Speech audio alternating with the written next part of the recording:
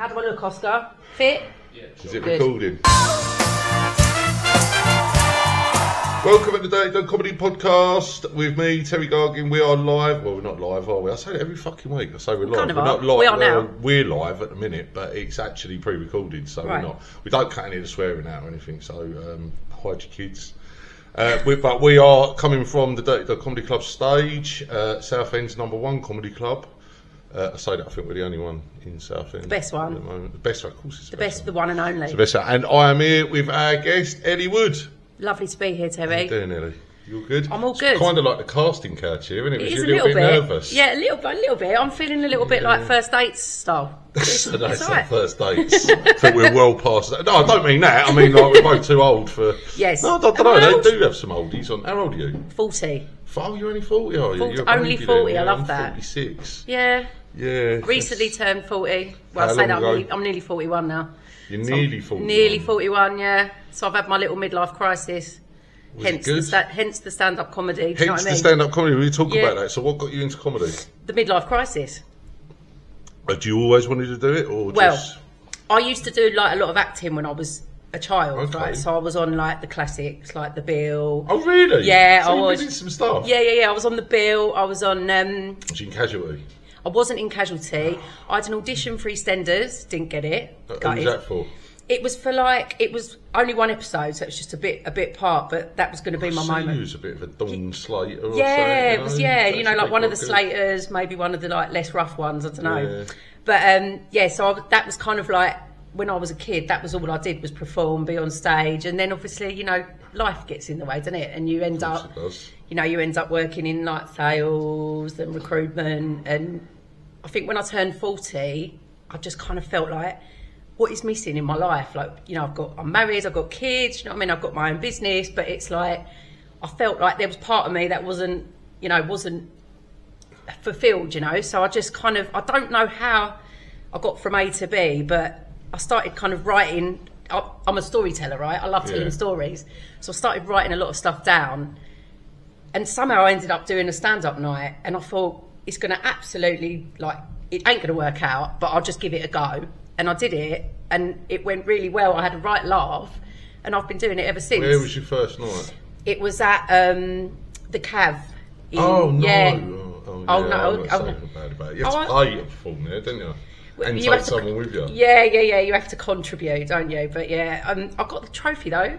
Oh, you won? Yeah. Oh, well done. Yeah. So I mean, that was kind of like that made me think. All right, Fate. I can't be shit. Like, Oh, that's so good. so I done my first gig at the Cav. Did you really? Yeah, it was awful. Was it? Well, I was, I don't know, I think I swore a little bit too much, I was a little bit brash, I took the piss out of the MC's boyfriend. I think that's brilliant. Yeah, I said he stunk of piss because I he had love ginger that. hair. Yeah. So yeah, it didn't go down too well, and I didn't win a trophy. No. And I didn't even get into clap off, but I didn't bomb. No, that's what I mean. So yeah, If you don't bomb on your first one, you think, hang on a minute. And then I did another one, and then another one, and then, you know, and it's like, you know, it becomes like a little bit addictive, doesn't well, that's it? what happened to me. I didn't bomb for about 10 gigs, and I thought I was going to be the next Mickey Flanagan. Yeah, that's and it. Then, and then I had my first ever paid gig, which was in Hertfordshire. Actually. Yeah. Where was that? Wasn't it? It was somewhere. I think it was called the Georgian Dragon or something. In Dragon. Harpenden. It might have been. Yeah. And they done a night, and it was called Comedy and Casserolette. Okay. And they used to. Do you know what casserolette is? No. Oh, it's basically like a posh fucking stew. Basically, it's sausage and beans. Well, when you said casserolette, I thought, Yeah. is that a dish? And what they Yeah. do is they serve up this casserolette, this posh stew, sausage and beans to everyone, and then they done a comedy night afterwards. And I went in with a load of stuff about like racist aliens and Right. anal probes and Yeah. Greta The standard Thunberg, stuff. yeah, getting abused, and it didn't really go didn't down very land. well. It didn't no, land. the audience was kind of like God's waiting room. It was like, yeah. it was a sea of grey. That's it. I know I got grey hair, but it was a sea of grey. Yeah. And I bombed so fucking hard. I've never bombed so hard in my life. Was it like deathly silent? Oh, I could hear people breathing. Oh, It was that God. bad, You yeah. could hear the I could heartbeats. I could hear pacemakers. You could hear the It was defibrillators, that bad, yeah. yeah. I could hear pacemakers. Yeah. And all I remember was the landlord that had booked me look around the bar at me in disgust. No. Like I pissed on her kids or something. Even the landlord. And I left without even taking the money for the gig because I was so. And then I said I'm never ever doing comedy again. No. And I punched myself in the face the whole way home. And so how did you get from that to your next gig after that? I'd done. Well, Oscar said to me, "Don't give up," and then Oscar. and then I saw a podcast with Bill Burr. Yeah. And he was saying about him bombing like 2 Yeah. years in, saying how bad it is, and all these top comedians saying that they still bombed. And then I went to another gig in Ealing, Comedy Cats. That was one of the gigs that I used to actually go pretty much every week and sort of like learn how to be a comedian. Lovely guy, I can't remember his name now. Gwyn, I think. He used to run it. He ain't running no more, but it was. And he was always trying to give me like advice and stuff like that. And I got chatting to a comedian outside who fucking absolutely horrendously bombed, and I bombed as well the same night. Yeah. So then you bombed after the I bombed the big after bomb. that as well. Yeah. And I hadn't Double bombed for about 10 gigs, so I thought, fucking, what's going on? What am I doing? I've lost it, or maybe I'm not what I thought I was. And I went outside to him, and I said, and he sort of was standing outside smiling, and he went, and he I can't remember what he said now, but I said, oh, that was hard. I said, he went, yeah. And I said, how long have you been doing comedy? And he said, 8 years. Stop and it. I thought, fucking hell, man, if he's been doing it 8 years, I've just got to keep going. So I did just keep going. Yeah. And then, you can't, that's the thing, you can't stop. Like, I haven't bombed. I mean, I have, like, there's been times where I've been like, right, oh, that didn't happen. But every time I think, right, okay, you just look to the next one, don't you? Because you can't, you're not gonna. Yeah, and I think that the more you do it, the longer you do it, you start realising that, and it is a bit of a cop out when you blame the audience. Yeah. But some audiences just aren't for you. Yeah. Some audiences just ain't on your wavelength. That's it. And some audiences, I mean, I've been at gigs before where I've been with proper pros and like really, really top comedians, and everyone's bombed. Yeah. And it's been like the crowd just aren't. The energy's not there, and you're not blaming not the there. audience. But I think what happens then is, I think it brings all the comedians together, and then you all sort of start having a laugh about how the energy's not there, and that becomes funny. Do you know the best thing is the comedy community? Because if you can get yourself into a little group of mates, like there's a few of us that are like solid mates now. Yeah. In like, we've got our own little community, we've got our little group chats and things like that. And some comedians are, what's the word? They don't want to be in that community. Yeah. They sort of want to. They think they're above everybody else. The Lone Rangers. And they sort of go off.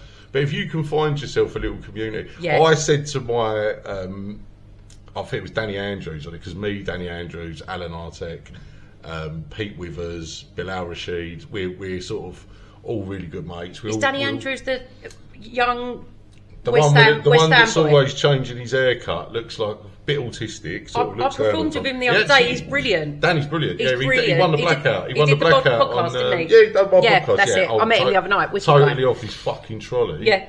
From the night before. Yeah. Won the Blackout. Danny, if you're watching, fucking big up, brother. I'm so pleased for you. Well done, babe. And you well deserve it. Yeah, he's brilliant. Brilliant joke writer, Danny. Yeah. Fucking brilliant joke writer. I love some of his stuff. But yeah, we've got our own sort of. And I said to him, we're sort of like the bad boys of comedy. I love when we that. go to gigs, we're the ones that, probably me more than them, but we're the ones standing at the back being too loud. That's and it, not the dirty watching. dogs. And yeah, we are the dirty dogs. And yeah, if you can find your little community, because I do think most of us that do comedy, we are all a little bit odd. Of course we are. We've all got either mental health We're issues, fucking nutters, aren't or we? we're just fucking like you have to be to You do have something to like be. this. You have to be. You have to be to drive an hour to somewhere, to stand on stage for 10 to whatever minutes. That's it. Saying what you've got in your mind and no one else really, whether everyone else thinks it's funny or not. That's it. To a group of strangers. We do all have to be a little bit weird, but there is a lot of people out there that haven't got your best interests. Yeah. When I first started comedy, I thought it was all going to be like loads of really lovely people. Yeah. And they're going to be hilarious. Yeah. And do you know what? Off stage, not all comedians are that funny. No, No, I think sometimes it's like they're very intelligent and they can craft a good joke. And Not all of them. not all of them, but what I'm saying is you can be very intelligent and write something that works because it's a clever play on words. But if you haven't got that natural sort of back and forward organic banter, then they're not going to be the sort of person you have a laugh with backstage. Yeah, and do you know what? The ones that I've found are the most nicest, genuinest people. And the ones you wouldn't expect are the Alan Artex, the ones that does jokes about his gay brother with no legs. And, and like I say, Danny and Pete Withers, absolute darling, do you know what I mean? And they're the most genuine, nicest people. Yeah. And the ones that turn up, that if you was in a pub, you'd just look at, if you just look at people, take people at face value, you think, I bet he's a really nice guy. Yeah. You know, he's got glasses and a tank top on and he's sitting over in the corner. And they're normally the bitchiest ones. Yeah, that's it. But I think a lot of us, I mean, I don't know about you, but for me, I think we just sort of, we look for connection, don't we? And I think when you're connecting with like-minded weirdos, because we are all weirdos, aren't we? That are doing this. You've got to be a bit off the cuff. And like, that's the part of it that I'm enjoying the most. Like you say, driving an hour and a half on a Friday night, you don't know who you're going to meet, you know, and then you end up just vibing with all these kind of people that they're just all on the same level, but you'd never meet them in a day to day. Yeah, and to take the what's the word? Like the people not thinking you're funny. The is it rejection? I suppose. Rejection, yeah. The rejection as well, being able to go somewhere, feel the rejection, feel it and brush it off, go back again and do it again. Yeah. It's not always as easy as just brushing it off, but doing it again and again and again. There is something very addictive about it. It's so addictive. It does take a certain type of fucking lunatic to. That's what I'm saying. Going, yeah. But it's like the fact that you kind of, you know, you do it and you think, I'm being myself and I can't be anything but myself. I've got to just be real, because if they don't get it, then that's fine. But if you start overthinking and trying to be, you know, different to who you are, then you know, you've got to just keep to the script. You know what I mean? I think comedy's in a weird old place at the moment as well. Like years ago, you used to be able to say what you wanted. It was funny, but now everyone is so quick to try and look for you saying something offensive. It's a minefield. It is hard, especially when you're someone like me. Do you know what I mean? Yeah. I turn up on stage, I look like I'm about to throw everyone out. And don't you think keeping it real is like what needs to happen? I would never change how I am. No. Like, I think the minute you stop being honest as a comedian is the minute when you start failing. That's what I'm saying. I think the crowd can tell if you're being genuine. Yeah. Authenticity. Yeah, you have to be. There has to be a certain type of honesty there. And you being an actor, you'll probably know you can act, but I don't think you can act on stage. You can't. You know, I think there is a certain amount of acting going on there. Yeah.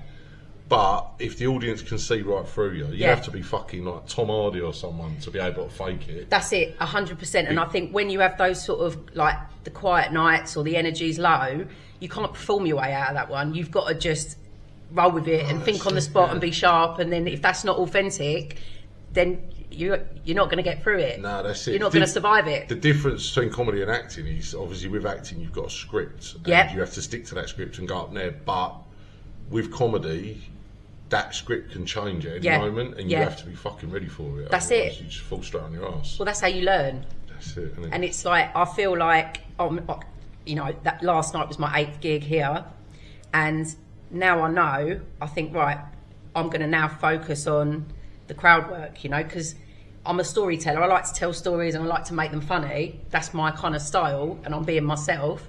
But also, people are here to have a good time, and if they're not enjoying my story, I've got to think, right, okay, bring them in, engage, you know, and that's how I'm learning, you know. So you learn from those nights where, you know, everything don't land as you want it to.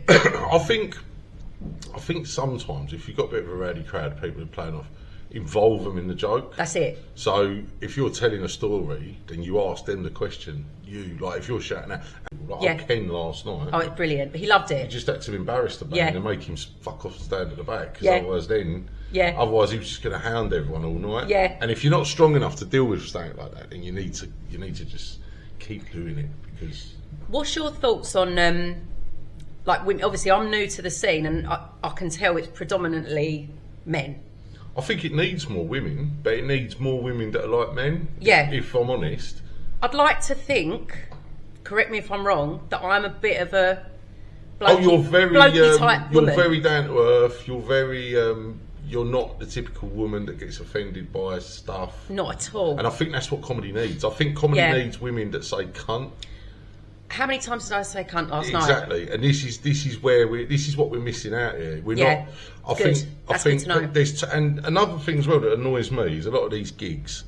They'll say, "Oh, I need an act for tonight. Must be a woman. Must be non-binary." And I think. What does that even mean, non-binary? I don't I even think know what that it means means. you just shag anyone, or you don't want to shag anyone. It's one or the other.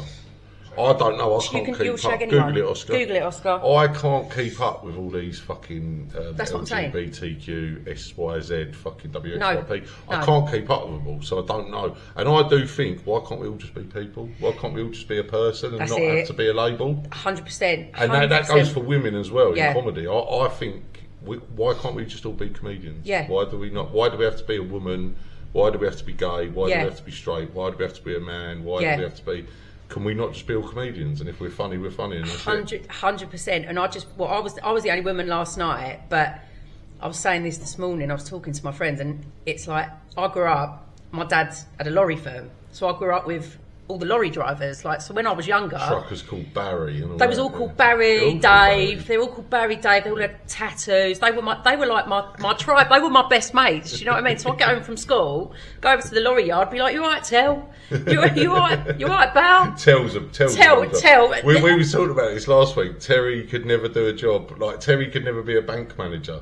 He could only ever be a He's a lorry plasterer driver. or a mechanic. He's a lorry couldn't he? driver. Or one of your dodgy dad's mates That's that it. sells snide gear in the pub. 100%. 100% Tell. But so for me, I've always been, in my opinion, like a sort of woman in a man's world. So if I sit in a room full of women talking about women things, I always feel a little bit not out of place, but I can't vibe and roll with it. You can adjust. You're obviously an attractive of course, woman. You're not. You know what I mean? You're not. Like I can adjust, but what I'm saying is, like last night, I keep referring to last night because it was so much fun, and I was in my element because I just thought, this is a bit of me. Like, everyone's saying cunt, everyone's taking the piss out of each other. It's a free for all. We had the nutty Japanese geezer was just cracking everyone up. I thought, this is madness. The one that didn't know his name, but it was me Sue, wasn't it? No, Was but it you said to him, "What's your name?" And he said 28. I think he thought you said, "How old are you?" I thought he and you said went Pete. Tony, so we were calling him Tony. Do we know what non-binary is yet? Someone who does not identify as exclusively man or woman. So that's kind of what you're saying, isn't it? You're kind of saying, That's right, what all comedians should be non-binary. maybe we're all non-binary, and maybe not even comedians, maybe just everyone. Yeah, I don't know, but maybe we're I don't know.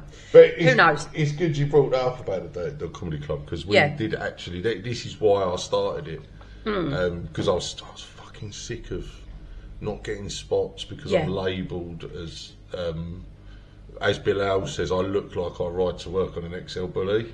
Or like that's not a bad thing, no, I suppose not. Well, it is in comedy because I don't think people so. don't tend to. Well, it depends. I'm all right in working men's clubs and things like that. I have progressed from that, and I do get good gigs now. But in the start, I think because I swore a lot, because I'm quite brash, big. Like Bilal said, another thing he said is that I look like I paint St George's crosses on the mini roundabouts using immigrants' faces. Do you do that? Which I don't know. No, okay. Not at all. He's fucking Bilal's my best mate. He's from Pakistan. For He's fuck's brilliant. Sake. But anyway, so I didn't get the gigs I wanted, and I was sick of doing gigs in London. Yeah. And falling down for saying something that offends someone that had no right to be offended by it. Do you know what? You're so right. And I mean, I did a gig in London, and I said something which, for the first 3 gigs, was my biggest laugh, and it was like my biggest punchline. And I did it in London, and everyone went like gasped, and I was like, shit.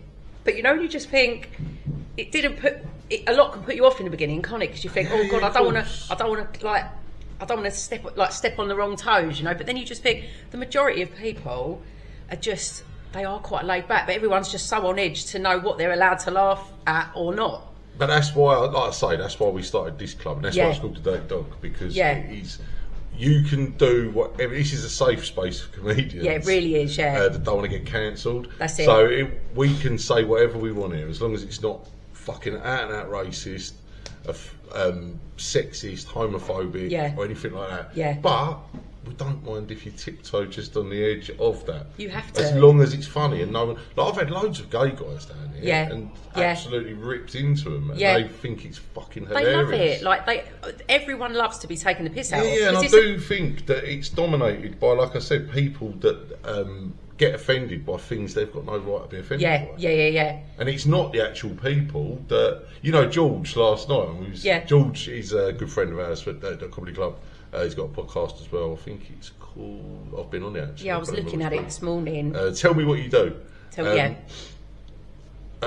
Mixed race guy, big fucking afro, absolutely hilarious guy, and I rip him all the time. Yeah, not offensively, but obviously he gets pissed out of him and absolutely loves it. Yeah, and we've had all different kinds of races and sexes and all sorts down here, and we always make a point of taking the piss out of them.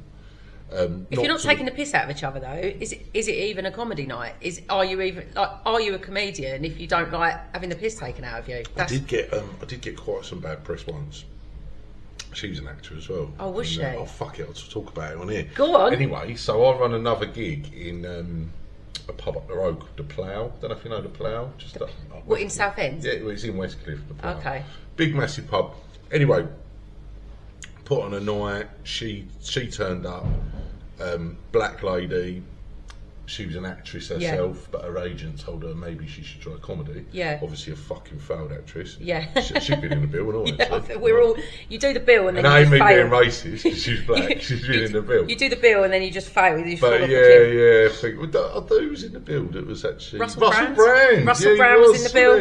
Yeah. He was. He done alright for himself until all the sex stuff come out. The dirty bastard. The dirty dog. Anyway. I love Russell Brand. And she turned up. I don't even want to say it because it's going to get me in trouble. But anyway, she turned up with her white husband and her sister. She had an outfit. She dressed into her outfit. Okay. And anyway, her husband was questioning me what kind of crowd you get in. And this is a fucking rough pub in Westcliff. Do you know what I mean? Yeah. So anyway, I had about 3 comedians go on before.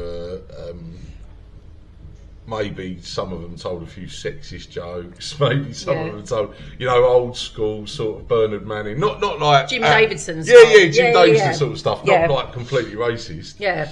Anyway, she went up, completely fucking bombed. Yeah. And then stormed out. Right? No. And then when I got, if I'm still on my phone, I'll show it to you later. She sent me a fucking about 8-page message,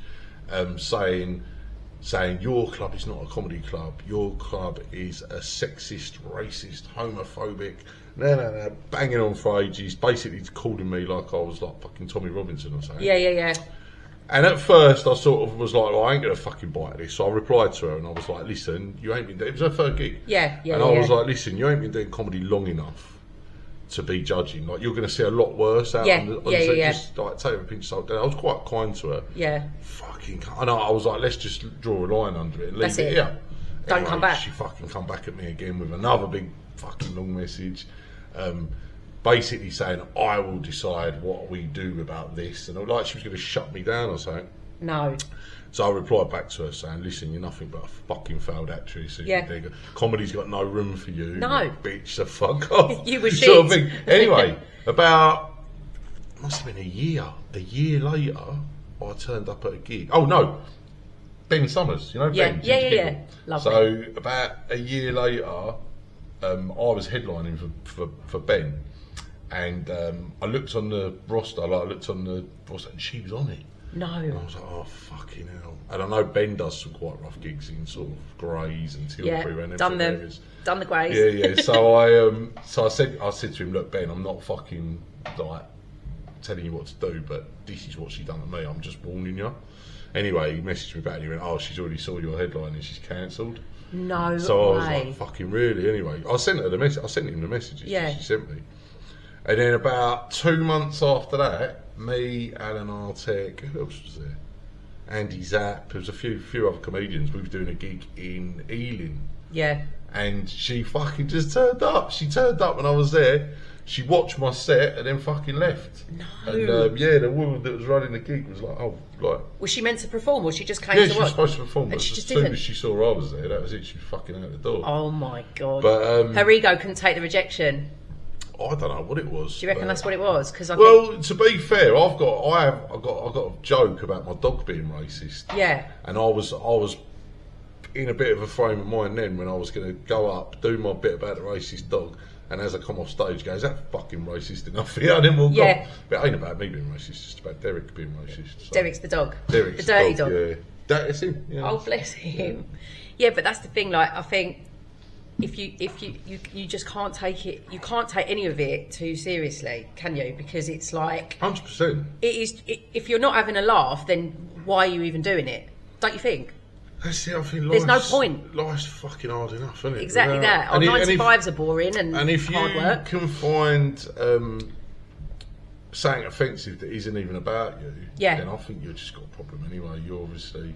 Ricky Gervais in his latest tour says something really funny about when God's making man, and he's like, oh, we used to like fight monsters and dragons and all this shit, and now we're scared of words. And it's true, isn't it? It's true. We've gone from this to we're actually scared of words. Do you remember years ago when we was younger and there used to be a programme called Points of View on? Oh and this was the day before emails. Like emails. It was like 5 minutes after, after Neighbours or something. But emails is very easy to get pissed off about something and fucking email to someone. Do you know what I mean? Yeah. And unless it's something bothering you, like obviously like someone's dug a fucking hole outside my house. Yeah. So then fire an email off. But when it's a TV show or when it's what someone said and you've actually taken the care to go that I can't even be bothered to fucking email things I've got to email. No. Right, but when you've actually sat down and you email, but Points of View, how fucking unhappy have you got to have been to have sat there and I've never written a fucking letter in my life. No. Sat there and written a letter about something that's pissed you off, posted it, and then waited for a week for some. I can't remember. Was it Anne Robinson? I'm sure it was. Of course it was. Of course it was. Miserable bitch. Anyway, she's had a load of. She's had a facelift. Have you not seen her? I think she might be on the Ozempic. I know she's got a new fella. She's never fat, was she? No, but you know when they look a bit. Sharon Osbourne. Sharon Osbourne looks like she's fucking. On death's door, didn't she? Bless her. Well, fucking Ozzy's just died. I know. But I think the daughter Kelly, she looks like she's gone through some sort of. They're all on. It's the Ozempic. It's the weight loss drug, and I think it makes it distorts the face. And everyone's got that kind of weird face. She's like Cruella de Vil, doesn't she? She does. It's not right. No. Ozempic. Would you ever take anything like that? Not that you need it. Yeah, you're not calling me fat, are you, Terry? No, because I'm going to get very offended and I'm going to send you an email straight after this podcast and let you know my thoughts. Fucking end up in the same fucking bin as other bitches did. Another failed actress in the bin. No, I'm actually allergic to animal hair. Yeah, but them dogs, they don't have that. Are they hypoallergenic? So I'll be fine with Derek there. No. So my best mate's got 2 cats and I go around there, like my throat closes up. I get itchy eyes. Oscar used to have this problem. Did you, Oscar? We was, if a dog went near him, and I used to go out with a girl years and years ago, and she had a dog, and it licked his face, and we was driving back, and he like suddenly turned into the Elephant Man on the journey home. No, did you have to go to hospital? We had a photo of it somewhere. Yeah, did you? No, I just gave him antihistamine. Yeah. Don't forget, as a single dad, we don't take him to hospital. No. We just like wait until they get better. Yeah, that's it. Like my mum hope for the best. Do you remember when we used now? If one of your kids hits their head today, are you one of them sort of mums? Let's get it down the hospital. When I was a kid, we didn't have CT scans or fucking MRIs. Did we even have A&E? No, I'll tell you what we had. We had witch hazel. Yeah. Do you remember witch hazel on some dirty old fucking tea towel? I'm down your head. I had some of the fucking head injuries I had as a kicking out. Yeah, that's it. Fucking all sorts. So my mum never took me to the hospital. Never. Don't go to sleep. That's don't it. go to sleep. Sit on the fucking sofa. Wake up. That was it. Wake up. Check your pulse. Yeah, you still might breathing. have a concussion. That's it. No one went to hospital for a Didn't concussion. give a shit. Then, they were too busy getting pissed. Well, Mum were getting pissed smoking. Oh, there he is. Look. Oh my god. That happened to my daughter actually. She had an allergic reaction to something she ate, and she looked like that. And I actually did phone the ambulance. Because something you cooked? I phoned. No, I think it was. She actually had. This is really boring. This isn't funny at all. She had chicken pox, and she was allergic to the virus, and her face blew up like that. She like Leslie Ash. She had like massive lips and everything. Leslie Ash. She Do you did. remember her? Yeah, she had that funny like. Well, she used to be fit, and then she fell off a bed shagging, didn't she? And then got MRSI. Shut up! I thought she what got that in hospital. Her story's changed. But I think she fell off a bed shagging. Did she? Yeah, not Neil Morrissey. She was fit in Men Behaving Badly. Yeah. She fell off a bed shagging, and then she went to hospital because she hurt her hip or something, got MRSI. No. And then all her face like went all funny. But that was it. she She was looked like fucked, one of the wasn't tweenies, she? didn't she? Yeah. So that's how my daughter looked, bless her. And I freaked out. She had some like mad allergic reaction. How did we start talking about allergic reactions? Because we said about dogs. Dogs, yeah. No, I haven't got a dog. No. I've got 2 fish. That's it. 2 fish. What, are they any good? What kind of fish? Well, my daughters, they love animals. Are they goldfish? Oh, yeah. Oh, you're one of them cop-out mums that just get Such a cop-out mum. goldfish, aren't you? I am such a cop-out mum, Mum, and I can think we that's have going to a be my pet? next set. The I'll tell you cop-out what, mum. though, even getting a goldfish hard, man, because he had. Oh, well, this is a funny Fucking story. nightmare, changing the water. So when he was young, It's a nightmare. when he Could be was asked to do that. when he was younger, he wanted a goldfish in his room, and we went down Pets at Home. Yeah. Fuck me, you don't want like a fucking certificate. You got to have the water change for 24 hours. The before they ammonium let me levels. Sell them to you. Yeah. Everything. But anyway, he had 2 fish, and he was mad on Star Wars. One was called Darth Vader, and the other one was called Darwin. Love Right? that. They chose them both. Yeah. One was a tiny little goldfish like this. The other thing, massive big black one, looked like Mike Tyson, Yeah. right? If Mike Tyson of fishes, Yeah. right? Put him in the tank. Anyway, lovely. We noticed that fucking Darwin was absolutely petrified of fucking Mike Tyson Yeah. or Darth Vader as he called it, I right? know. Oh, he used to be hiding in the weeds, No. fucking all sorts. I was Trauma. like, thinking that poor fucking fish. He's like, why have you put me in a cell with his cunt? I'm Do you know trapped what I mean? forever till I He's die. like Jeffrey Epstein. Yeah, literally. Right? Anyway, fucking about 3 weeks later, I'm like, where's Darwin gone? It's like, Darwin's fucking disappeared. Fucking went to clean the tank out. He decapitated Darwin's head. All that was left with Darwin was the body, wasn't it? What he ate. He ate him. Bit his head off. The big black one bit his head off. No. So Mike offence, Tyson but bit his ear off, I was- but not just his ear. fucking bit his head. whole head off. Yeah. No way. Yeah, poor old Darwin. And then Oscar didn't like Darth Vader no more, so we just didn't feed him, did we, until he died? Oh, well, then you just killed him off. Yeah, we starved him. Do you know what? That's funny because we actually bought 3, and one day my kids will watch this and they'll know the truth. But we bought 3. One was called Flame because it was like black and white. The other 2 that are still with us, Disco and Cookie. And because I didn't test the, you've got to test the water and take it. And Cookie. Disco and Cookie, and my kids named them as well. Disco Biscuit. And Come my on. kids' name, I swear to God, I said to the girls, what do you want to name the fish? One called one Disco, because it looked like a disco ball, and the other one called the other one Cookie, Disco Cookie. You couldn't write it, could you? No. But Flame had to go back to the aquarium because I didn't test the water, and there was too much ammonium in it. So I got home and it was just Ammonium's just piss, isn't it? apparently I was supposed to test the water and take it back to the aquarium, but I didn't, so Flame That's- didn't make it. That's what these fuckers at Pets at Home. I tell you Yeah. what, though, give me a rat, no problem. They'll just give you a rat like it's anything. I don't want a rat though. Oh, rats are lovely. Are you actually joking? I'm not joking. We've had rats. Yeah, rats are brilliant. Pets. If I see a little mouse in my house, No, rats I are will have a lovely. heart They'll attack. make you change your old perception on rats. I don't like the tail. I don't like the face. Everyone I don't says like that about the tail. I don't know No, what it is it's- about the tail. Gives me the heebie-jeebies, man. No way. I don't know what it is about the tail. So have you got a rat? No, we used to have one. My stepdaughter had one years ago, but the only problem is they only live till they're about 3, and they get riddled with tumours. You're not selling it to me. So at in all. the end, it was like dragging this giant ball Fucking sack around. a with it. terminally ill rat full of Yeah. No, it was full of lovely when we tumours. bought it. Do you know on rats, right? Rent a kill. If you have a rat in your house, not a pet, but a rat that you don't want, and they kill it, you can name it after your ex-boyfriend. Can you? Yeah, that is a true Why would you story. want to name a dead rat though? I said, well, just as a fuck you to your ex-boyfriend, I suppose. Oh, You're a dead rat. Az was called Maggie. She was lovely. She was. Yeah. Sounds like a little old lady rat. Broke my ex's heart when she died. Did she have a little walking stick? No, Little no, Maggie, no. no. I thought you meant my ex. Oh, no. She wasn't old. No. Yeah. Anyway, you throw me off now. Talking Yeah, about we talk, fucking why are we pets. talking about rats? We Did talk you ever about have rats. pets as a kid? Yes, yeah, we did. We had a German Shepherd. Oh, German My Shepherds, dad- they always bit people, my- didn't they? Funnily They was enough, like the XL bullies of the 90s. I mean, weren't they? this story is quite controversial, but my dad met my mum, and he had his German Shepherd called Yossa. Do you remember Yossa Hughes? Do you know what? I know someone with a dog called Jossa when I was a kid. Don't and that is a say really that. weird name. Yeah, he was a Great Dane. No Called way. Yossa, yeah. That's crazy, because I've never heard it other Oh, than right. my dad's dog, I've never Yossa. heard it either. That's Yeah, mad. Yossa.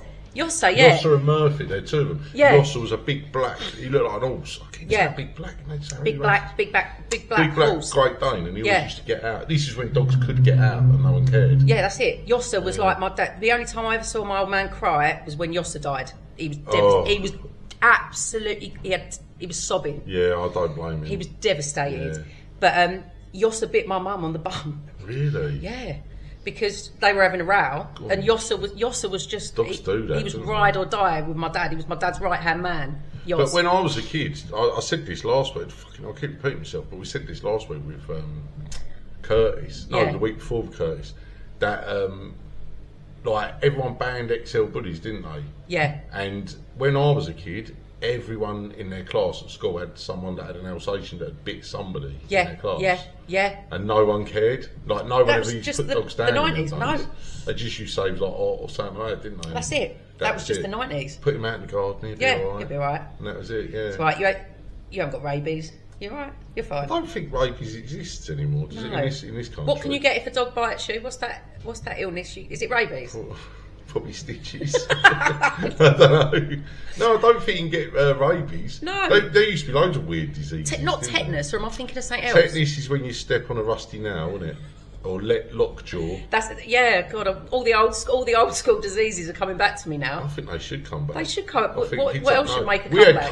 COVID, everyone got a bit of a cough and the world shut down for a year. Can you imagine? What about mad cow disease? Like, Mad remember when we cow were scared to go disease. McDonald's? That's called yuccos saying that is. It's got an actual mad cow disease. medical name. And do you know what that's from? What? That's actually from cannibalism because they was basically grinding up all the old cows Yeah. and then feeding them back to the other cows. No. And if you cannibalise, if you Your own- cannibalise, there's yeah. there's a pre-zone or something like Google it. It's called yuccos. An enzyme or something? Something like that, yeah. Find out what cannibals get. It's like a mad cow disease. Yeah. And it No, causes. I found it. Oh, what is it? The actual name. Bovine sprongiform Yeah. encephalomys. It just falls off the tongue, doesn't it? I'm never going to say that. But anyway, yeah, it's some disease and it actually causes you to sort of go mad. That's why Yeah, they call it mad cow disease. But do you remember when, in the 90s, it was like we was all scared Oh, to everyone get a shit Happy Meal. themselves, didn't they? It was like, I can't go mad. I don't know, because when I was a kid in the 90s, we didn't really want Happy Meals. Did you not? Well, no, I think What were you like. doing? Oh, my mum always wanted to sweet pie and mash all the fucking time. Oh, and I that's hated it. cute. And now I love it, and Oscar hates it. Do you not like it, Oscar? I know. Yeah. He don't Oh. mind it, but You tolerate it because your dad likes it. yeah. Where's the best pie and mash place in Southend? There ain't none anymore. Isn't there? There used to be one down South Church Road called the West Ham Pie and Mash Shop, and that used Yeah. to be amazing. What happened to it? Shut down because Really? people stopped eating it. Yeah, because now people are eating clean. Now we've got Wendy's, Yeah. the other chicken place. I can't Yeah. remember what it's fucking called now. What's the chicken place called? Popeyes. Popeyes. He knows. That's American, isn't it? Popeyes. They're all American. Yeah, Yeah, yeah. What, like chicken No one chains? likes our food, do they? Let's be honest. English food's What is? fucked. I mean, what is English food? What? Pie and mash. Like, yeah. Yeah, Pie and no, mash. fish and chips. I always do a joke about it. It's like you can go all around the world and you'll find different restaurants everywhere. You can go to India, you'll find Yeah. a Chinese restaurant. You can go to China, you'll find an Indian restaurant. The only thing you won't find is a Toby fucking Carver. No, The only place oh. you'll find that is in this country. That's We're it. the only ones that want your big Yorkshire puddings. aren't Yeah, that's it. It's just a dying trade, isn't we? it? Yes, the old fucked. Our roast. food's The old fucked. roast. Even fish and chips, no one really wants that anymore. I do. People have fish and chips because they feel that they have to when they go to the seaside. We're so loyal. And the thing is, that you go to the seaside and people go, oh, I've got to have fish and chips from the seaside. That fish comes from fucking Portugal. I was like, it ain't coming out of Southend. Might as well have tapas. Southend on Sea is the biggest bullshit in the world as well. We are home of the bullshit in Southend. Really? We've been peddling that shit for years. It's not even a fucking sea. It's a fucking estuary. It's just Well, a wide river. I looked out to the sea this morning. I thought, where is So the it water? can be. I thought, where is the water It actually? makes me laugh when people come and they don't understand the tide. Yeah. And they're like, oh my god, it's the end of days. The Yeah. fucking water's Yeah, what's disappearing. going on? Oh, Global warming. We tell people we drain it out once a day just so we can fucking clean it and put it back in again. But, Oh, that is so funny. but no, that is the biggest con ever, Southend on the Sea. Yeah. Because it's not the sea, it's No. an estuary. It's It's- just a wide part of the Thames It's a puddle. where all the shit flows out It's of London, a basically. glorified puddle. Yeah. That's it. What's the Southend. best thing about living in Southend? Nothing anymore. Apart from Dirty Dogs comedy nights on a Friday night at 8 o'clock. Anymore. So, yeah, that's it. Well done. Thank you very Do you much. know what I Good mean? plug. Southend on Sea used to be brilliant because we used to have a really good nightlife here. So Don't I know it, baby? We used to have about 11 nightclubs. Yeah, tots. Yeah. The seafront was buzzing. We used to have the cruise scene, like we had all the cruisers. We're down at one nightclub now, and that's Pop World. Pop World, yeah. Where the mooses go, as you were saying last mooses. night. The old moose. We've got a Pop World now. We've got a couple of shitty bars. We've got mainly food places now. Yeah. And even the seafront's dead because they stopped the cruisers. Oh, is that right? Oh, well, they had one cruise about 3 months ago. Someone must have let their handbrake off and done a little wheel spin and the police seized his car. No. So, yeah, they stopped that and that just basically stopped the trade. When I was a bouncer, I used to do the door down the seafront. Yeah. And we used to do security at the arcades. Yeah. And they used to be open until 2, 3 o'clock in the morning. A couple of them never even used to shut. And we used to you'd get everyone down there Friday, Saturday night to be absolutely rammed until like 10, 11 o'clock at night. You get a little quiet period and then all the nightclubs would kick out and everyone would come down and be there. Yeah. So the trade in Southend's absolutely fucked. Yeah. I think the up points of being in Southend is they're never 500 metres away from either a vape shop, a Turkish barber's or a kebab shop. Sounds like Hertford. That's one good thing. Yeah, it sounds like Hertfordshire, to be fair. But other than that, nothing anymore. No, there's no pool. We need nothing. more comedy nights, Tel. Well, we're trying, but it's like I said, we've got to try and get people to come out first. Yeah. Don't you think the world needs more comedy though? I'm not being all like. I think the world kumbaya. does, but I think the world's too full of people ready to jump on someone's joke. Because The world's too on edge. it might upset their heart a little bit. Yeah. But I think that not everyone wants to go out. Like when we were sort of back in the 90s, for example, it was like going out and, like you say, clubbing, raving. Not everyone wants to do that anymore, but they still want that community connection. I think comedy clubs appeal to now. The Dirty Dog's not your average comedy club because we do encourage the crowd to get involved here. We've got tables and chairs. We do that sort of stuff, and we, like I say, it's not for the faint-hearted. You have to be a bit of a comedian where you can sort of. Some comedians are a little bit particular where they expect everyone to be sat in silence and listen to them. Whereas here we're a bit of I like to class this as like an American comedy club. Yeah. You know, we encourage the crowd to get involved. We like to take the piss out of the crowd. Yeah. So yeah, and I think with a comedy club, like you said, when you're in your 20s or 30s, you still want to go out and get fucking pissed till 3 o'clock in the morning, and then end up in someone's kitchen talking bollocks till 5. Yeah. At our age, to go somewhere like here, sit down, have a good night, wrap it up at 11, 12 o'clock, go home. It's perfect, and you can still chat and have a laugh and do everything you want to do. You haven't got to sit in silence. But I think the view on comedy clubs is you have to be a comedy fan, and you have to go there and you have to sit there and be quiet and watch a comedian, whether they're shit or not. Yeah. And that's not what we do here. No. It's completely different. So but I think that's the best thing about it because everyone's having fun if it's give and take and it's back and forward. Like for me, my worst nightmare when I go on stage in life is silence. I like action, a bit of activity, do you know what I mean? Noise and a bit of back and forward. And if someone shouts something out, it gives me something to play with, you know? Yeah, some comedians don't like that. Yeah. And it can be hard. I've had comedians walk out of it before. No way. Before they've even performed. Yeah, What, and say I'm not going on? Yeah, we've had quite a few, yeah. No. Yeah. What, because they're quite precious? I do tend to warn them. Yeah. I've had a couple of comedians turn up. We haven't had a very big crowd, and they've said they don't want to go on because they haven't got a big crowd. I've had one walk out in absolute fucking fear. Yeah. Because of the crowd. Yeah. We've just had a couple of things like that. Well, it separates the men from the boys, doesn't it, a little bit? Of course it does. It's like, can you roll with it? I think to be a comedian, you got to be prepared to go up in front of 4 people. Yeah. Because you will do that when you do open mics and stuff like that. Yeah. You got to be prepared to go up to the worst possible crowd. The crowd looks like they're going to eat you alive. Yeah.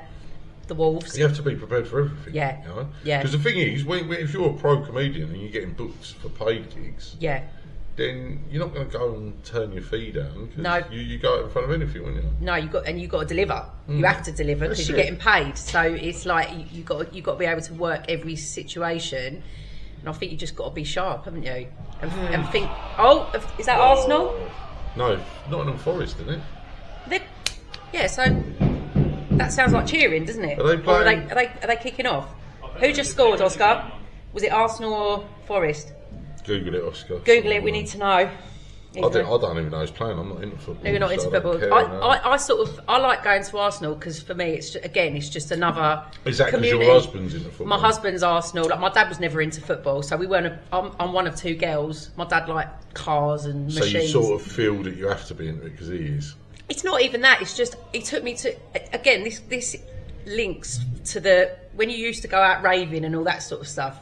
I think the best thing about raving for me was the connection and the community and the going somewhere 2 hours away, meeting a load of nutters on a Saturday night, and then not seeing them again for another couple of weeks. And I think when I first went to an Arsenal match, it was the same kind of feeling. It was like everyone together. I've Celebrating. never been able to get into football. I used to do combat sports, so Yeah. I've always sort of been in the mindset of unless two blokes trying to kill each other. I'm Yeah, well, you interested. like boxing. Boxing, Yeah. cage fighting. I've done a bit of both. So Oh, you've actually done it yourself, not just watching. Oh, when he was That's younger, cool. yeah, before any of this shit started. Obviously, Yeah. when I was a bouncer. And I come from, obviously I was in the army, I come from that sort of background. So Were I never you? Yeah. There's so much. I feel like I want to interview So you. you do your own fucking podcast. But I wouldn't know where to start. I've never really understood 11 men chasing a ball of air around a pitch in No. shorts and it all seems a bit gay to me. Do you know what? And It's I not the just- actual game that it's more the atmosphere, the energy. I don't understand how men can cry over football. and No, things like that. I've never seen how- anyone cry. Well, no, but they do, don't Yeah, they? that- And they yeah. get very emotional about it. Yeah. And do you know what makes me laugh when they do these post-match interviews? Yeah. And it'll be like, How did you feel? and it's always some guy the wrong side of 30, 40. Yeah. Far too overweight to be wearing a football shirt. Yeah. Because them football shirts are designed for athletes. Yeah. Aren't they? They're not Yeah, yeah, designed yeah. for Barry and his fatty fucking bum bums. bay window. No. And it's always like, and then they moan about the price of the kits, don't Yeah, they? They've got yeah, fucking yeah. 40 quid. And I'm like, Blimey. mate, the price alone is just telling me you shouldn't be fucking wearing one of them kits, Yeah. Barry. You It's fat out of bastard. it's out of your So, price range, but it Bal. makes me laugh when they're standing there and they're going, "Oh, fucking Janino, Yeah. my name could play better than him." Yeah. And like Janino's at home thinking, "Fucking, oh, he's right. Yeah, he's right. My grandmother can play better than me." And I think football. The only thing I think is hard about being a footballer is it must be hard. Oh, it must not be hard getting paid fucking £100,000 a week a day, for isn't it? Fat Barry the plasterer be Yeah. calling you a bitch Yeah. after the match. But it's not like Barry's at work plastering, is it? And Janino turns up and goes all Barry. Yeah. My mother could fucking plaster Barry, better you missed than you missed the line there. You is shit at plastering. Like, Yeah. football is the only sport where they actually slag you off Yeah. for not doing your job properly. Yeah. Totally. I think it's funny when you watch those like the post-match interviews or like the pre-match interviews, and people say, we just, we really need a win. It's like, well yeah. It's always Then some there's nothing prick else as to well. say, is there? Yeah, Like, I know. what yeah. Or it's some prick going, "Oh, he should have done this. He should Yeah. have passed it for anything." And I think, Yeah. well, you fucking go round Yeah. there and teach him then. Yeah. So 100%. go round fucking Janino's back garden and Yeah. show him how to do a Show free him how it's kick. done. You fat cunt. You can fucking. do you know I've what got I a mean? theory, right? This is my theory, being like going to football matches or being in the pub listening to blokes watching football and them talking about football. I think everyone's just chatting shit and repeating what everyone else is saying. Of course they are. Because they all just say the same thing. Of course they are. And they go, yeah, but like, and I think, you're all chatting shit. Men do talk shit, though, Do don't they? Oh, of course they So do women, really. We're kings at it. Yeah. You must have had a boyfriend in your past Mm. that has told you that he could have either played for England or, "Oh yeah, when I was younger, Yeah. but I hurt my knee." Or, Yeah. "I If had it weren't this," for or that "This injury happened." in 97, Exactly. Men you know, love to be. I came that close. That's it. Men Yeah. love to be, and I don't think women really do that. I think women are quite comfortable. I think we who they play are. things down more. Well, I Yeah, don't I know. think Like we we're a do. bit more, maybe a bit more humble. I don't know. I think most women do actually. Yeah. So I grew up with no dad and a Did house you? full of women. Yeah. Sisters. Yeah, yeah. How many sisters Two did you have? sisters and my mum. Were On they her younger own than you? forever. No, one older, one younger. So you were the middle boy, Yeah, and your mum. But my elder one did used to beat the shit out of me when I was younger, so course she she sort of did. toughened me up a bit. That's good. That's good. And I That was good think- for you. Yeah, and I think that's why I ended up being the sort of bloke I am. Yeah. Because I could have turned out really feminine, really. But Yeah. then again, I grew up in a shitty council estate in Basildon, so Yeah, there so- was never any chance of that. Yeah. Yeah. But do you find growing up with women has made you like quite emotionally intelligent? Like you can read women's moods, or I don't not- know, you- really. 'cause- No, I think it fucked my head up, if anything. Did it? Yeah, I think it makes you the opposite. yeah, I think there's a lot to be said about growing up. If you grow up in a broken home, yeah, I think psychologically when you're older you're going to have a lot of issues. Yeah. Especially when you get in a relationship. I don't think you quite understand love how you should. yeah. That's really interesting. And it completely fucks you up. Yeah. When you finally do fall in love, yeah, I think it's very hard. It's Yeah. not- probably why I'm still single. because you haven't been taught how to love or how to receive love. We're getting deep. A lot now. of stuff, yeah. Yeah. I think receiving love, I think that's the Yeah. hardest thing. Yeah. And I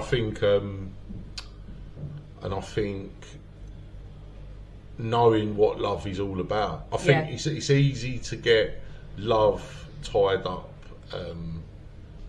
with materialistic things. Yeah, And thinking that people want stuff that they don't actually want.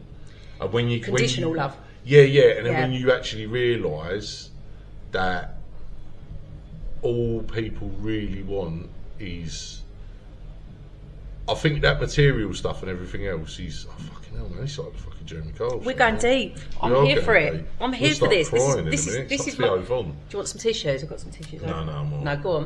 All right. No, I like But it. I like where this is going. I think from personal experience, you can fuck a relationship up because you love someone too much and you don't understand how to Receive that how love. to receive the love. Or you don't think you're worthy of the love? Yeah, Because you haven't and been told that you're worthy of the love? constantly try to be what you think the vision of love is, i.e., giving people A stuff provider. and being a provider. And when you can't, it fucks you up and you sort of back off and quit. then you end up on your own. Yeah. You quit because you think, I can't give you what you need. I can't deserve you, and you can't just accept. You just love me And unconditionally, it doesn't matter and that's how all you long need. it takes. Yeah. Yeah. And you end up fucking your life up for it. Yeah. Yeah. Do you know what? I think the fact that you've got the awareness to Well, know I have that. now, but it took losing someone to Yeah. make me know that. So where's and that by person? the time you've lost them, they're gone. Where's that gone person? now. They moved on. Did they? Got someone else, yeah. But you've learnt the lesson, the important lesson. As Oh we yeah, learned. but I've learned it too late, and I don't believe. I'm quite gay in the sense of I believe in soulmates and shit like that, and It's the only thing to believe in. and once your soulmate's gone, then there ain't really nothing. You're never going to meet another one. I think you're very lucky in life if you meet someone that you truly love once, because Yeah. someone doesn't. This is supposed to be a comedy. I'm podcast. sorry, I always I end knew I up shouldn't have had a fucking woman on here. fucking women You bitch. and Fuck their off. emotions and talking But about love, I, cunts. I only believe you can truly love someone once, and I don't think One true that- love, Yeah, yeah, the one and only. Yeah, and that might make me. And to be honest, a couple of years ago, I'd never have fucking said that. I'd have just been like, "Fucking women are women" or whatever. Do you know what I mean? Do you know what I think? I think there's that. I think there's probably that one love that really the love you're talking about. I think we have multiple soulmates.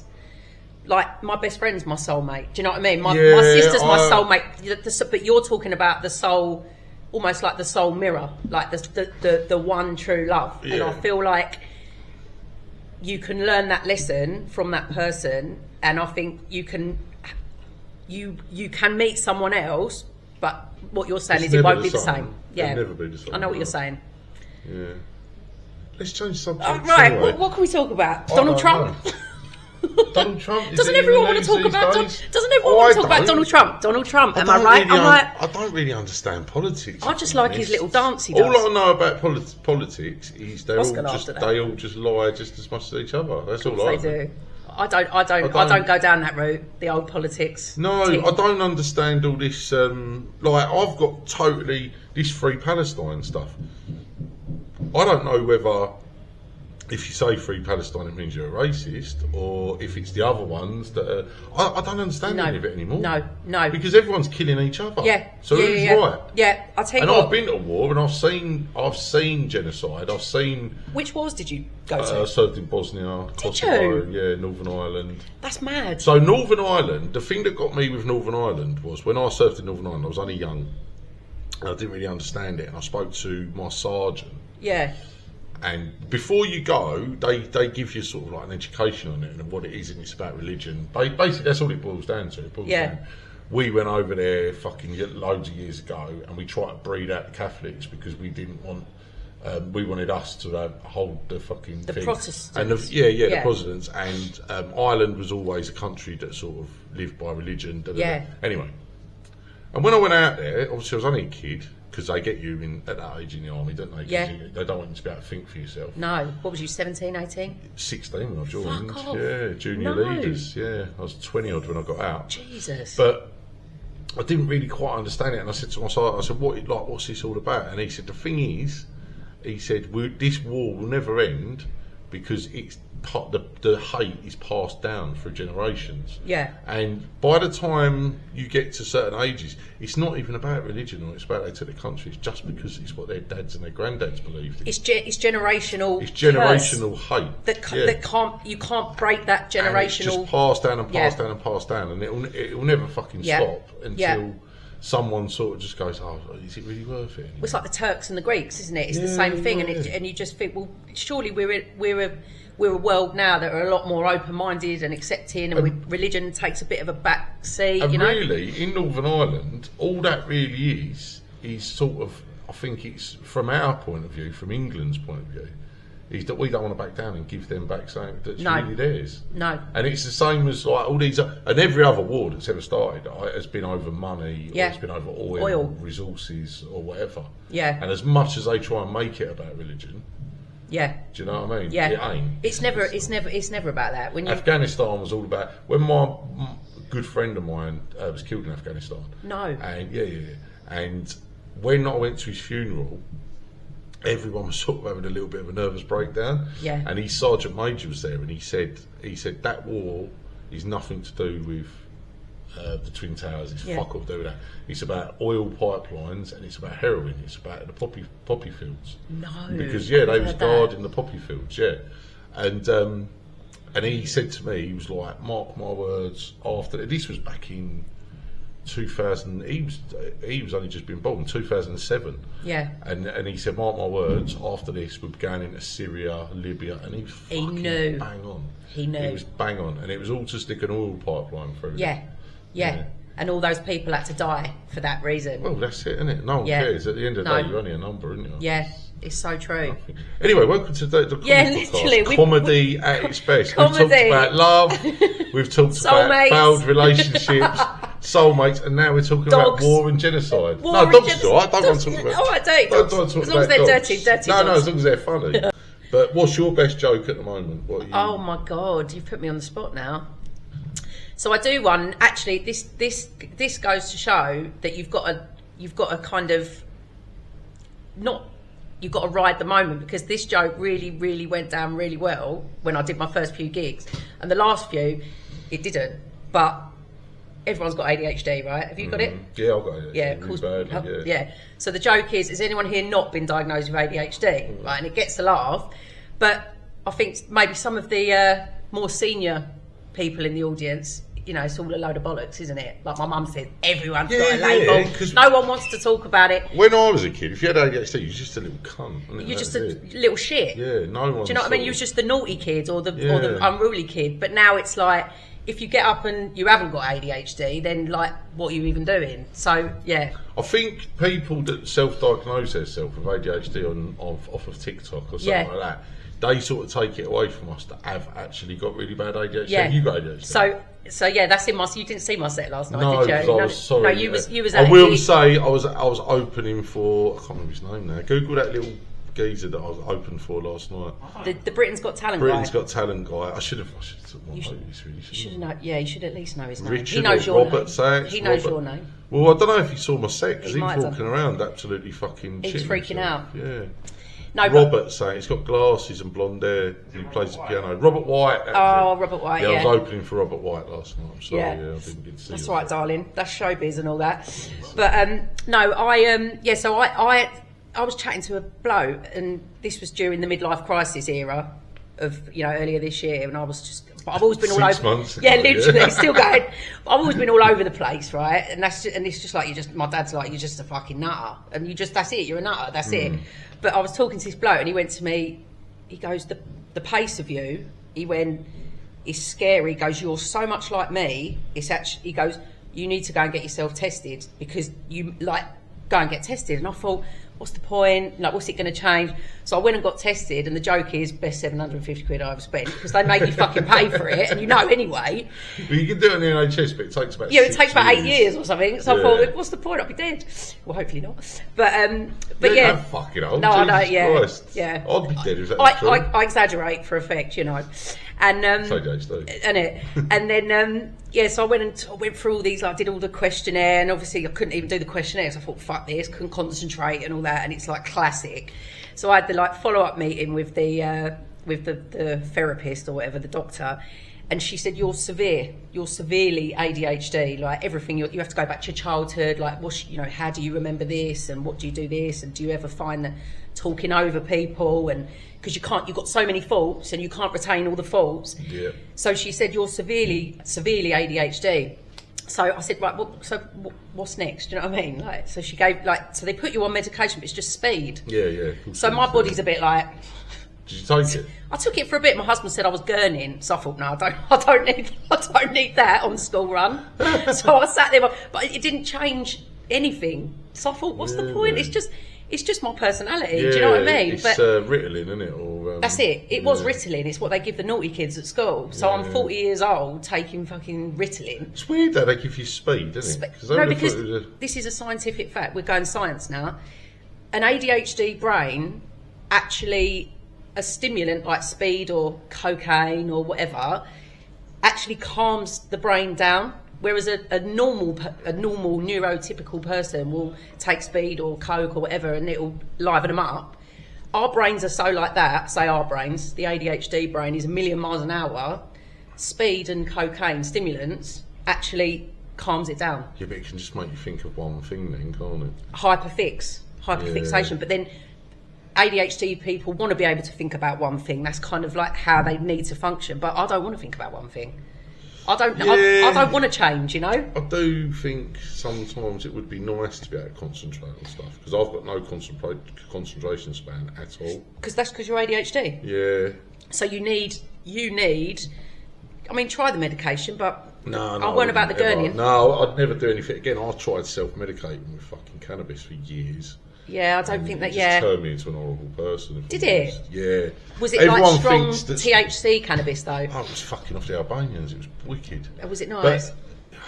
Did it slow the brain down? I'll be honest with you. I smoked weed for as long as I can remember. From the day I left the army, I smoked weed. I give up smoking weed for a few years, and that was when I met my ex. Yeah. And I turned into like a really good person. Yeah, you are a really good person. And then, well, I am now. You are. And then I started smoking weed again. And to be honest, I think that was another reason why it split us up. Because, really? Yeah, because I started trying to self-medicate with it. I'll tell you what happened. I was on steroids. I was massive years ago. Because then you get the roid rage. And well, no, I never really did. Didn't you? But what happened was I got so big, I got sleep apnea. Oh, what is that like? Well, you can't sleep. So you can sleep, but you choke in your sleep. So basically, I was getting like 2 hours sleep a night. Fucked. And me and my ex I was like sleeping on the sofa. We had no sex life. Everything just fucking fell apart. And because I couldn't sleep, I started smoking weed to try and, because I used to smoke weed before. Yeah. Started smoking weed, and to be fair, 8 years of my life just went like that. Yeah, because you. And I thought I was depressed, but it wasn't the depression; it was the fucking weed. Yeah. And every problem I had in my life was amplified by the weed, but because I was stoned, I didn't think about it. But it completely fucked my life up. A vicious cycle. Yeah, it completely fucked my life up smoking weed. I'd never smoke it again. So how did you stop smoking weed? Did you get to a point where you're like, my dad died. My dad died. So, we're getting all emotional again. God, now. my dad died too. Can we talk about that? So let's talk about my one first. Like, please. I'm got ADHD.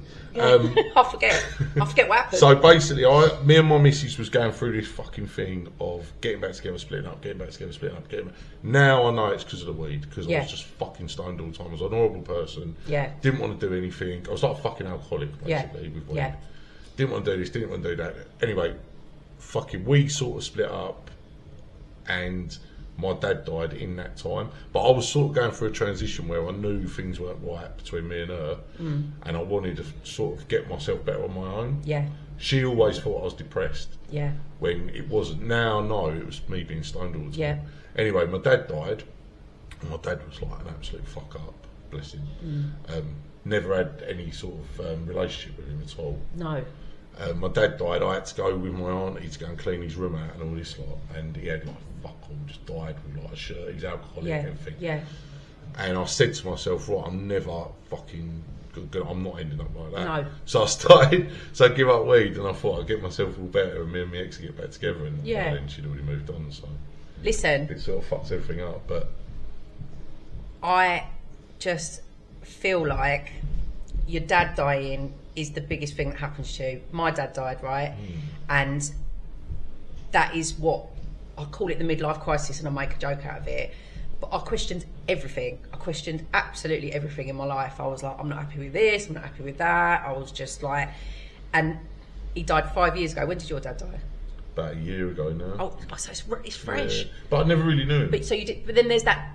It's kind of like mourning the loss of someone you didn't really know as well. It was more of a wake-up call. I sort of think the only good thing my dad ever gave me was show me not how to be. Life. But the problem is like I say, getting back to my ex again. I sort of got better too late. And that's the worst thing. Like if he'd have died earlier, I would have got better, and I'd be the person I am now, and we probably would have saved that relationship. But you've got better for yourself, not for your ex. I didn't. I got better for her. That is why I went away, because I didn't want to keep hurting her all the time. So I went away to get myself better, but like I said, it was too late at that point. And the trust's gone then, isn't it? She don't trust me no more, and it's. But she, whether you end up together or not, your relationship with her has brought you to where you are now, which is clean, apart from the beers and all that shit, that doesn't count. I'm not a big drinker. No, that's what I'm saying. So you're not smoking weed. You're doing all this amazing stuff. You're doing podcasts. You're creative. You've got a new community. Like it's just to keep me occupied. You're in a good place, and that's when the universe steps in and sends you the right person. Well, hopefully. I'm telling you. But watch this space. Without going too deep, there's only one person I want in this. Your heart is there, and that's. How long ago did you split up? About 8 months ago. I stopped seeing her, and in 6 months, when she said, "Right, it's over." That sort of thing. It's fresh. It's fresh. Yeah, I know. I think we sort of think 6 months is a long time, don't we? And it feels like a long time when you're heartbroken. Yeah. But you're becoming who you're meant to be, and this is what I talk about in my set. It's kind of like you have your sort of breakdown, whatever the trauma is, the breakup, the death of a parent, the turning 40, whatever you want to call it, the ADHD, and then you break down, and then you realise who you are, and then you build yourself up again to be authentic and real, and that's when the right things start coming to you. So did you do any mad stuff when your dad died? I just absolutely lost the plot. But when my dad died, I was 9 months pregnant with my daughter. Oh, no. So I stood up at this is like depressing now, but I stood up at his funeral. Well, yeah, you've been fucking making me depressed the whole fucking podcast. Push along, it looks terrible. No. Wonky. The story of my life. No, so basically, I was like 9 months pregnant. So, and I had a little girl. So my eldest was 18 months, and I was about to give birth, and then my dad died. So it was like then it was lockdown. So it was kind of like, I didn't have time to process it. But my dad was like, it's the complete opposite to you. My dad was like, everything. Yeah. He was my best mate. He had 2 girls, but I was like his son. I was like, I worked for him. He was my best mate. He used to ring me every day. And his thing was always, you know, crack on, turn your brain off, like, fucking get on with it. So I sort of... Proper geezer. He was a proper geezer. Like, I could talk about him all day, right? He was the bollocks. And he died, and it was almost like, right, I've got to fucking make him proud. I've got to crack on. I've got to look after my mum. I've got 2 kids. I'm doing this, I'm doing that. And then it was lockdown, and it was like, everyone just thought they were going to, I don't know about you, I thought I was going to fucking die. I'm a proper hypochondriac. So I was like, fuck. No, I worked. We're doomed. No, well, I had 2 babies. I knew it was all bollocks. Oh, right, no, so I didn't. I was just sort of like, yeah, but, you know, and then, you know, started drinking, and not drink, like, you know, but just kind of, it was a blur, like you say, it was a total blur. And then I got to a point where I was just like, fuck, like, I ended up going to therapy, and I've never been a therapy kind of person, but the lady was just like, you haven't grieved your dad. All of this, you're acting up, Matt, you're mad acting up because you're missing your dads, and you're looking for your dads, or and it's like, the impact he's had on me, like, losing him has just been, it's just changed my whole life. But it's brought me to do this because, I don't know, like, one thing me and my dad had was, we were fucking, he used to call me a funny fucker. Do you know what I mean? And that was our relationship. You feel be proud of you then? I hope so, yeah. But I talk about him on stage, like all his jokes. Like, he used to call me Windows 95 when I got glasses. And one of my jokes is like, I went into school with, you know, you used to have to wear a shirt over your school uniform so you didn't get paint on it. Yeah. So I went into school and they went, oh, that's a lovely, lovely shirt, very colourful. And I went, oh, it's my dad's rave shirt. Acid! Literally. Like, that is a true story. So all the funny shit that's happened in my life is because of him. So I feel like this, for me, is kind of part of the healing process for me. That sounds a little bit airy-fairy, but it makes me laugh. And I suppose I miss him making me laugh. Do you know what I mean? Yeah. Yeah. But and now you're making people laugh through it. Hopefully. Trying. Oh, that's good. Trying to make people laugh. But, well, you seem to be doing a pretty good job at the minute. Well, I'm having fun. When's your next gig? My next gig is next Friday. Is it Saturday today? Yes, next Friday. I'm at Madden's Bar in East Finchley. Oh, London gig. London ting. London ting. So yeah, hopefully it'll go well. I've just sort of given away my best joke, so I might have to polish up the old set. You'll be alright. I don't anyone to watch this anyway. They'll be crying halfway through. Yeah, they'll be like that. If I can turn that off. I thought it was a comedy podcast. It's like Piers Morgan, isn't it? I know. Good morning, Southend. Good morning, Southend. Anyway, I think we're going to have to wrap about an hour. Ellie, you've been fucking brilliant. Loved it. Shake Had hands. fun. Don't be like that. Yeah. We'll be back next week with another fucking retrobate. I don't know who it is nutter. yet. I can't remember. I'll have to have a look. But Ellie Wood, everyone, thank you very much. See you later. Bye. Thanks.